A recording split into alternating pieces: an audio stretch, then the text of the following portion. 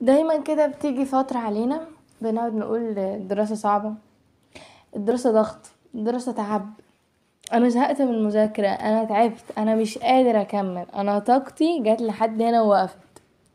عادي، كلنا بنمر بمرحلة زي دي، ممكن تقعد شهر، ممكن تقعد يومين، ممكن تقعد اسبوع، ممكن تقعد اسبوعين، وبتختلف بقى من شخص لشخص وعلى حسب كل واحد.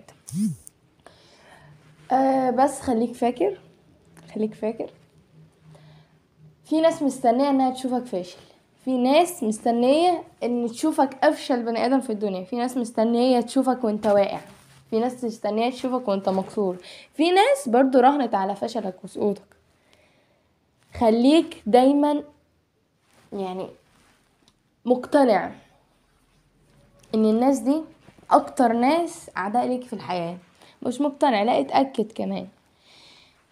وخليك دايما على ثقة في نفسك ان انت هتكون عكس اللي هما متوقعين. يعني انت هتعدي عليك كل المراحل دي، هتعدي عليك كل الاوقات دي، بس قول انا مش هيأس، انا هكمل برضو. وافتكر برضو لما تكبر وتتجوز، عيالك يقولوا ده بابا دكتور، ده ماما دكتورة، ده بابا مهندس، ده ماما مهندسة. صدقني هتفرق في حياتهم، هتفرق في حياتك انت كمان، وفي حياة اهلك قبل ما انت تتجوز كمان. لما حد يسأل مامتك ولا باباك هو ابنك ايه ولا بنتك ايه، هيقولون دكتورة او مهندس او مهندسة او دكتور. يعني صدقني كل ده بيفرق في حياة اهلك، في حياتك انت لما تكبر ويكون عندك عيلة. فاوعى تيأس، اوعى تيأس. تعالى دايما على نفسك مهما كانت الظروف، اضغط فوق الضغط.